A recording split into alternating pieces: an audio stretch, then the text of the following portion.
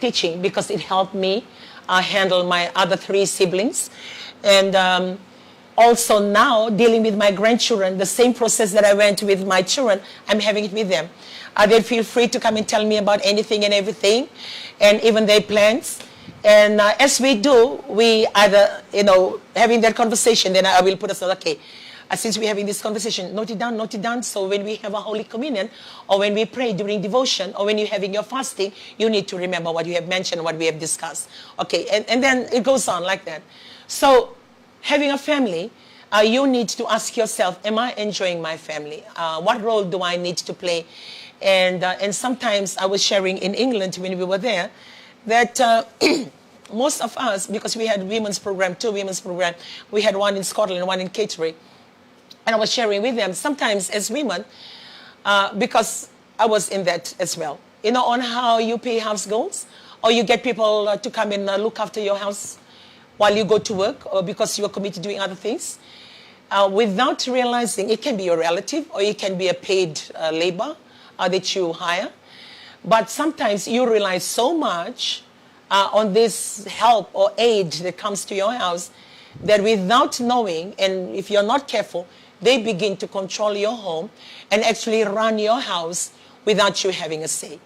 Because that happened to me. I'm so busy that if they say, okay, there is none of these things, we are running short of this, so the usage, the managing of everything that was happening in the house, because I'm busy, I'm relying on this. Not until I came to my senses and I said, okay, why are we buying this when this thing is in the pantry? Why are we doing this when this is this? Why are we using so much of this? And then I begin to ask those questions. When I did, and it made me realize, no, I brought those problems upon myself. I'm trusting other people to manage my house. So I took control of that. I took that back on. And I see the changes. And I see how things can last. And the finances that I can save. So those are tips, for family. Like what I said, we are not here as perfect family to tell you how to live your life.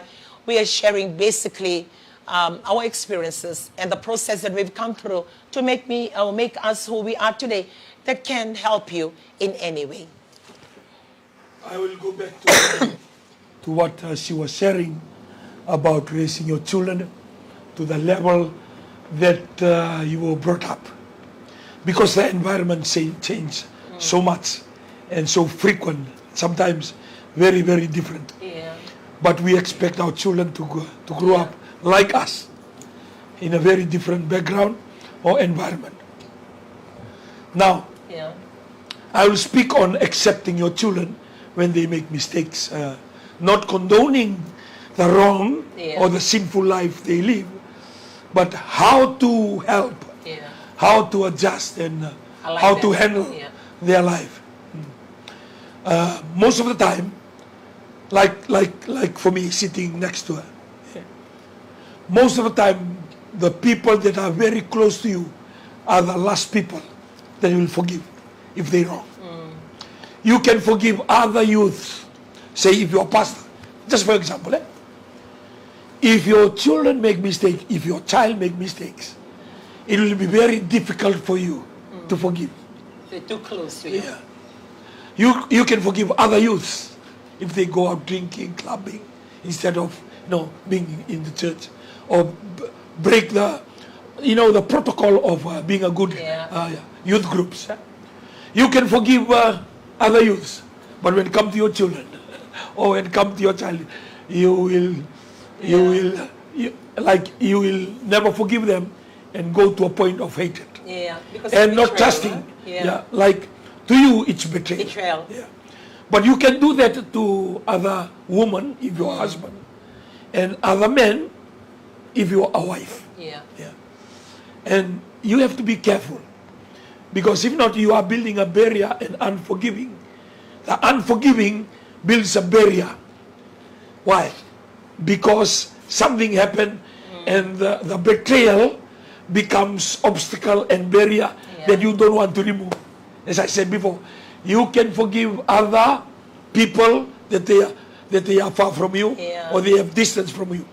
The closer a person to you, the difficult situation that you're in to forgive them. Yes. And that can be are very dangerous when it comes to relationship, husband and wife, or between your children. You need to, as we talk about the children, you need to forgive your children. Yes. Regardless of what they do in this life, as a parent, as a father, as a mother, you need to forgive them. Because when we continue to forgive people, you can build up trust and you can build maturity, because they know that whatever happens, their parents can forgive them. It gives them the boldness and the confidence. If anything they struck in life, they know exactly where to run to. Wait, kaya kaya tiko Londra, nyo tabatakina sengan hindi ko mikwa. Ibitali na mo na nagalaw kina. Nambongi o saramati ko indo, mambongi sinimbongi, bongi sigan ikadua. O saramati ko indo nan ramalakala kartu na kabangana na dorobo. May baka indo na dorobo so limbula may lomani balbibeso. Ya indo na baka manduale with akaba na dorobo ko, kaduru kini balbibeso. Ya no na logi balbibeso sa limisao sa solimbula. Gele sumai o tilima ne baki o tamana se tunga be ko ya. Na dala kada ka bolbena. Torna no bag ka kede. Gibirta ke tumba ke katal ngabir no lubena ko tal no wili kana ngone gori me tadi mun rau se lubengu bal sapa man dot sapa ka muna nungula ko dubo duba ay na korogo ke ni tutu sinikla to kan yu bagi tutu do munau o bagi tutu na banua o dami to ka o ke baka sama ta these are the reality of life ya na ngone ngono na lisumai sa do na kano na makimai ni sabi sa may lo mani balbibis ital mata ko kan indua na ital tal labani le vi pa kalutay balbe manibisaw kinoka or tu mandanga na umisa or tu sare na no bisa or tu reda na kaloko sa may bisaw kinela mo la ko sara lay bulat kay vale kina no mo itikotiko o toru to man itala noya balta ngone da makin da ka kinan rama may nakasi e bola ka yo ira kede ratu ngoni sala ratangi kede but that's reality le mo nga ona na lubenda dorbo ngone lewa era may sa kamatunan nene balata ni rasini dingo binangaw na karawa ka talaga kina. Lemo na ngona sa ngone tu na mula sa nakapatu sa nagdisis sa berin matua. Pataki ka nga. O do kabir na taltala na New Methodist. Kla ora na lube may rabi nakasara may weekend da. E ngona kinatukin na makini mula. Kaya bale, kaya pa kay busoti ka ora non dai tumu-tumu. E ngona. Busoti ka talaga na kalon na karami ngona. Nada may sinro ni kada busoti ra kina. Ora na lube handa. Kaya ira na way kada era talaga. Kung mo tigo matakan ni sinina na family talk table talk ba na buke kenda me rarama me rambay lewu kamatu talanga non da waro ni wingo mi bawo sibi nambula mga tumutubo na parenting balta na boso ko na parenting nambula ni besusu kina wakatama ni wakatinani sanin do na kina korinuli kenda muli da na engineer kenda muli da na accountant kenda muli da kete na daga iso ya kada sinimulida na baka tama bakatina ile muna ngona na dala nga kendari damai dala sinindo na muna menda tumberikina menda baka madal tagila so na kago ko baka puta na na muna ile butiko kina bikana na biwakani pinaka baka lebu na numundu daw siya matiko mai na family table talk kero may waseti ko nga nakakero do duruma nakakero sa tama puta kina bingara bikero tiko kina lemu nanggiri ala ko tumay nanggiri sini nakarawa na lenga sini nakarawa sinindo ero ni handle takan dua hindi dabi wasita ka pakakongo when we come and share on the table on the family table talk it will assist us at least to enlarge our knowledge and give us more wisdom and understanding how to manage. It is the word managing. The managing is look after the things that is on the table. The problem is on the table. The challenges is on the table. Your children is on the table. It is how to handle. That is the trick. How to handle. Motuban na mga laba na may kasatugori and ang dala ni tebeli. Kada bengar kita. Bengar mo kitaltala, bengar mo lulu ni abusa, bengar mo turani koro. Dombe kabaro tini kwa iko buno ni daga iko lewa iretu na tamata daga. Ia mai vale iko sin lewa rautu ko indo na lubemu siro na lubemu. You control well in your workplace, but even at home, we are not controlling well. With a family table talk like this, I believe that we are given the opportunity to help and to learn from the experience that we went through from those years, and we're still going through now, and especially the phone calls, the email, the text. Now we have the Viber, long Vibers of the problem that is out there. Yeah, no one is perfect. Yeah. No one is perfect. For me, the basic thing that we would like to share with you, just try and love the people who love you. Check your, measure your temperature of love. How much do you love your children? How much do you love your spouse?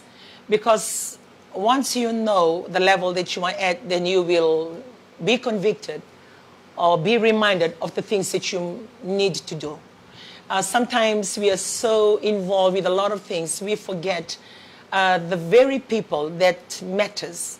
And we are so, out there. We give most of our time to other things and other people. And we forget the very ones that really mean a lot. And I always say to my family, for me, it's God first, because I am a Christian, I believe in God, or anything to do with the things of God. And the second are my children. I've worked for years. I'm 56, turning 57 in May this year. And when I look back in all my employment and all the work that I've been in, I have friends, but I've never gone out. I've never gone out in the evening to have coffee, or I've never gone out to hang out or socialize. I don't have a social life. Yeah, my life can be boring. But for me, work is work, and I know when to go home to my children. Nothing else matters than my family.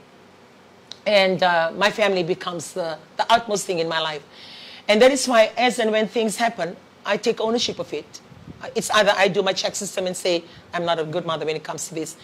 And like what I said, I shared a bit on how we always impose the way that we thought that it's the best growing up, because everything was at its minimal.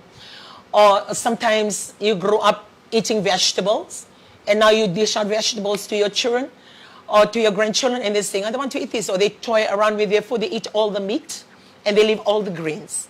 And then you racking your brains and shouting, telling them, eat your vegetables, eat your vegetables, eat your vegetables. We always eat vegetables, we don't have the meat. Well, there was you. This is them. I'll have to find a way. See, I struggle with my children, because even when they eat onion, to them it's a vegetable. And they don't want to eat onions. So I love my vegetables because I grew up in the farm. He loves his vegetables because he grew up in the island. And then you have children who don't like vegetables. So I have to think of ways to make that vegetables attractive to them. So I don't give it to them every day. I try and think of ways, give them a break, and then they enjoy today. And tomorrow, hit them again with vegetables. So I have to think of all those processes.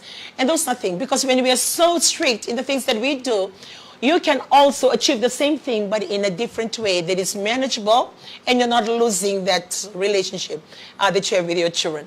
And I want to share with us a story about one of my daughters. And back to what I always say, when you're so perfect, when you're so thinking that this is the best way to do. I'm a perfectionist. A lot of things in my life has happened to sort of relax. You don't need to be perfect. There are other things happening in your life. And I like those kind of a situation, because it throws you into a place of self-realization to think. And I said, okay, this is reality. And when I say that, it's like if I leave home in the morning, everything is done. Like, this is like when we started our family, very young then. Clothes hang, all washed, because I'll wake up 3 o'clock. Waking up at 3 o'clock, 3:30 is not my in thing now. It's like that was my life. And everything done, dinner cooked, house cleaned, then I'm going to work. And the children will know when they come back, they do their prayer, they do their duties, do their studies. It's like that flow, perfect flow. But I have this daughter, she's left-handed. And she's tomboyish. Like, she doesn't do like little girls do, wear dress. She loves her shorts, she loves her tights. She doesn't wear anything at the top. And she's going around bare. And that's her. When she goes to school, In the primary school, she doesn't play netball. She doesn't play volleyball. She plays rugby. She does the opposite.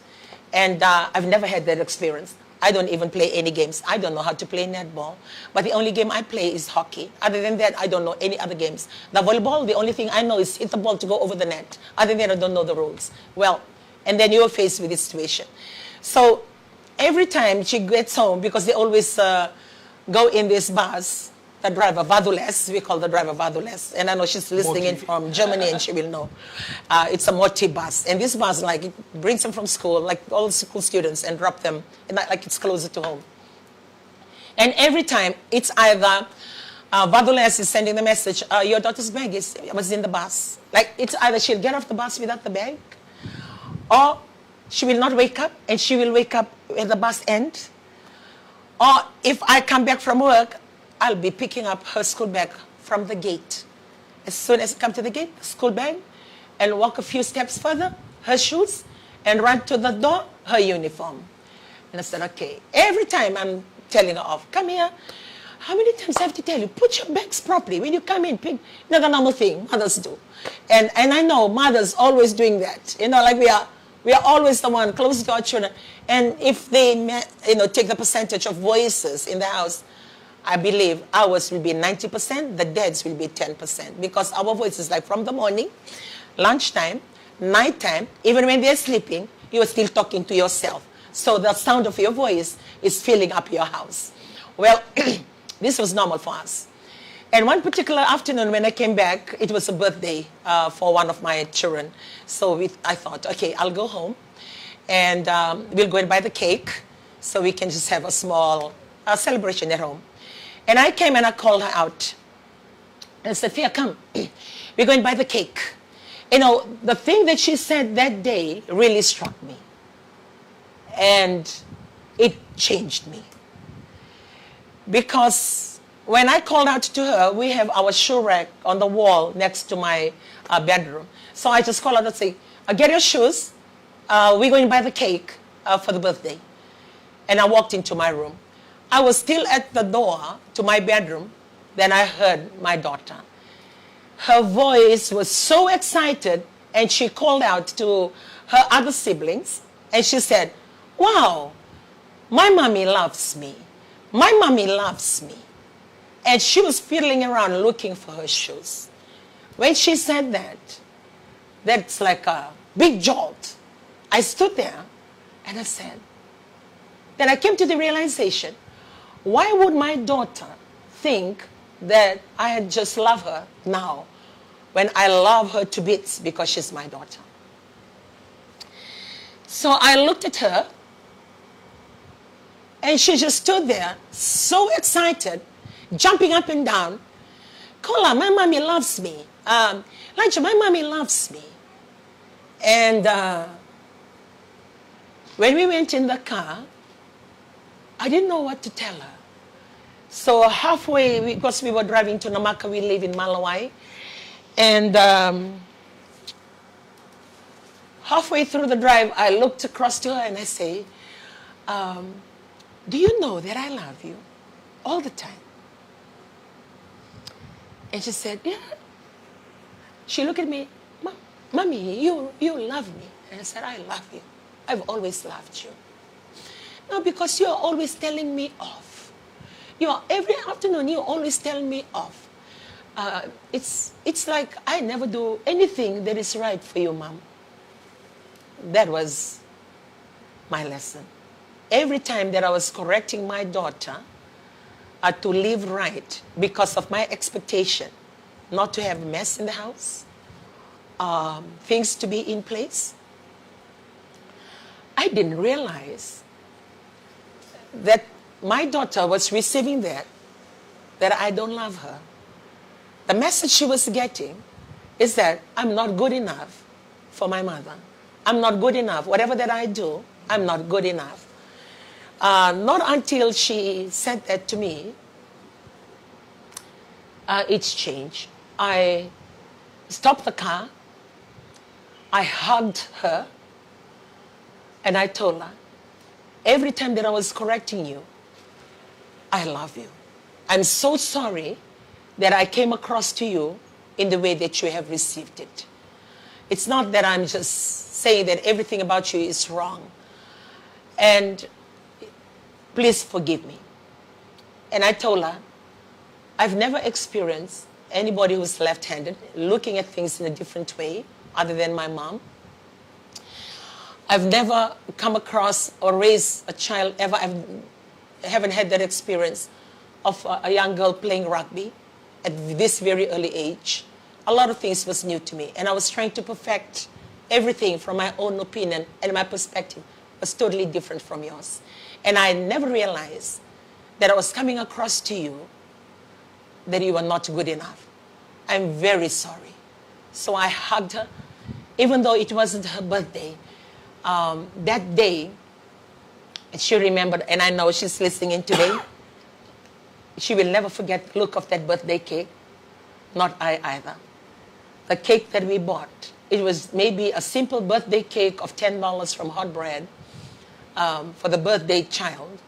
But that birthday cake became a reminder of the love that was misinterpreted to her, and the love and the realization to my life. So it was a restored relationship between a mother and a daughter. And I'm sharing that because we can be living the life we're living and bulldozing our way through because it's things that we think is right. But sometimes the way it's taken from our children, it's like we don't love them, or we're not there for them. Even though you will say, I love my children, I will do anything for them. Maybe it's a good time to stand back and just check the way that we talk to them, the way that we carry our lives with them. So after that time, when I come back from work and I see her bag at the gate, I looked at it in a different way. I pick up the bag and I'll call her and I said, look, Mom will be really more happy if you can at least remember to bring your bag inside the house. I still managed to achieve what I want to achieve, but in a different way for her to understand. Regardless of her mistakes, regardless of the wrong things that she does, I love her as a daughter. Yeah. Most of the time when we speak and most of the time when we teach, it's good because we teach. Yeah. We want our children to be good. Yeah. But it's the way that we do things. It can be misinterpreted. Yeah. So it can be a misunderstanding or a communication breakdown. Yes. The other thing that we can say, that we can improve, not only speak when things are wrong, yes, you also compliment when they do big things. Exactly. Yeah. I like that. Yeah. Because most of the time we only talk, we only speak. When it doesn't work out. When something is wrong Yeah. or somebody make mistakes. But we never compliment. Like for example, when you get off the bus, just tell the driver, thank you so much for the drive. Thank you for arriving safely to the bus stand. Or thank you, driver, have a blessed day. We tend to focus on the negative. We focus on the things that are not right. Yeah. But there's a lot of things that are right. Yes. But because we don't mention, that's why the good things are not displayed, and we are focusing on the negative, and we are not focusing on the positive. Say, for example, if something happened and it's not according to what our expectation, the news will be spread very, very fast and very damaging, and the social media will be just full of negatives. But if somebody do something good, like that goodness is unnoticed because we focus only on the negative. So when the goodness come, kita sa katuni kila, kita sa katuni tombo karaw, nindo na kami nagala ko tikot. Dabi ba kaya natang mata ka? Oh, good morning. Ano minaka? Wiutin man nga, doon dapat patungan na doon hindi mo daw, doon sigo nga doon na rumo, doon mula sigo doon naman, ni doon kami kami doon, doon biso tayo mango, ano minaka? Oh, you look good today. Yeah. Those good words is take good things and build good relationship. Yeah. Yaki baka ko sa wawatu nga, mindu nga nakalilay, you only comment when things are not right. Yeah. We don't comment when things are okay or even better. Yes. And I believe those words of commendation, you are building a character. And you build up the trust between you. Yeah. The relationship becomes stronger and stronger because we are focusing on the right. We are not focusing on the wrong. Doon ang uno, nakamulit ko na lesson mo. Okay ko tamay, doon ang tabaway. Kaya may mamatu. Okay, bitin ba ako, ganito na. This bottle here is half full or half empty.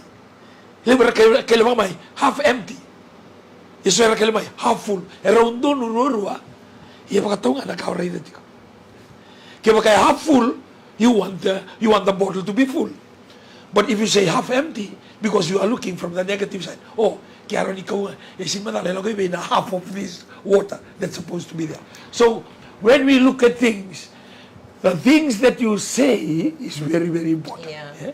Ni ko rin doon na ka, na ipagaraw ni kako mo sa kina, sa rimimbi. Although ka magalimu, kaya kung binagata mo tuwa na da kina namubisig na mataka, iya viso taka namubosa ni kuha. Erawa. Enarawa. Matapa, tunaron ni da kamagori. Iturawa. Erawa. Kaya tulia ebitatonga na isele. Tali arawa. Na namubisig ni mataka, etari daki, enamoso, o tukuna ni kuha. Kaya bale, ni ko na bosa binakatubira tunangwani. Kimto na rawa ka, kimto na binaka.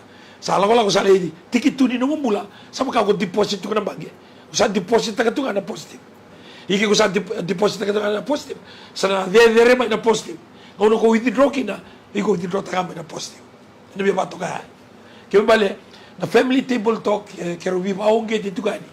Na lewo nga ni ka, binaka ko ni nakama. Kena.